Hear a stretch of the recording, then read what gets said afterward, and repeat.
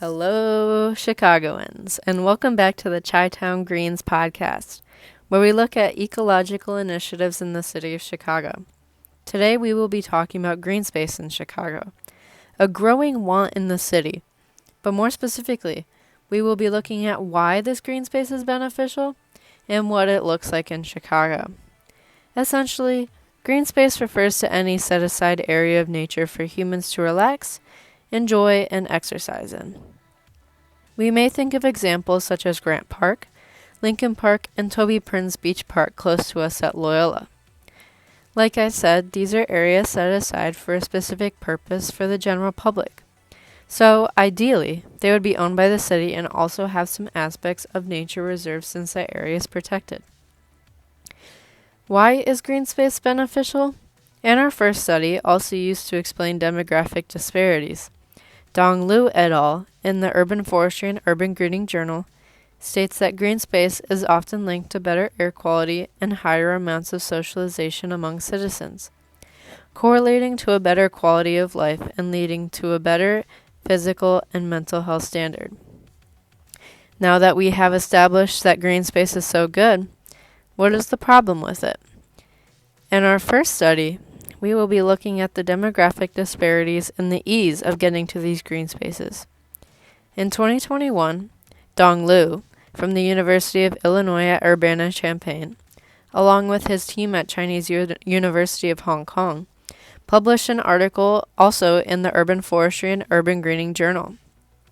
They use a variety of statistical analyses, ultimately coming to the conclusion that non-white people of color have less easy accessibility, such as time to get there and the availability to get to green space, even regardless of white income differences. Dong Liu and his team also established that this is a problem that needs to be fixed very urgently, and that this disparity can cause lower quality of life where there is not easy green space access.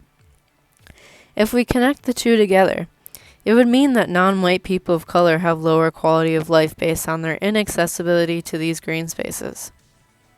On the other hand, what about the whole city of Chicago's accessibility to green spaces to improve their mental and physical health?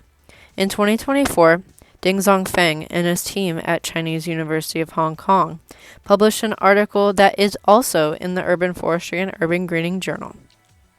They use many of the same statistical analyses as used in the first study, but taking into account all of the citizens' quality of life and all accessibility within the city. They come to the conclusion that the need for green space exceeds the supply of green space, based solely on accessibility, and also that for many citizens of Chicago, green spaces are not easily accessible. While the first source looks at demographic disparities in accessibility, the second source looks at the Chicago community as a whole. Both sources, though, strongly emphasize the need for greater accessibility, such as better transportation infrastructure or even more green spaces as a whole, as both of them mention in their studies that there are large benefits to utilizing these green spaces. Who is in the way of making these changes, though?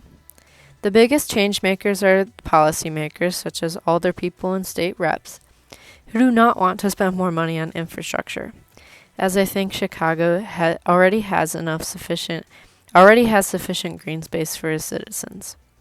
What can we do about this issue, though? We as citizens have to explain that even though there is some green space to go around, it is not enough, especially in non-white, low-income areas such as mentioned in the first study.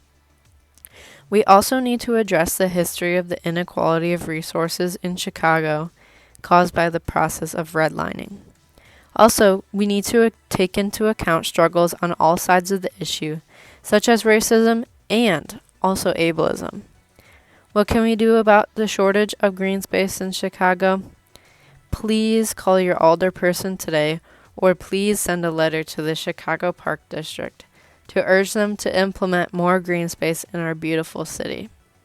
Thank you so much for listening to Chi-Town Greens. This is Jillian, and I will see you in the next episode where we talk about blue space, how the lake affects our mental and physical health in good ways, very much alike how green space does. Thank you so much, and I'll see you in the next one.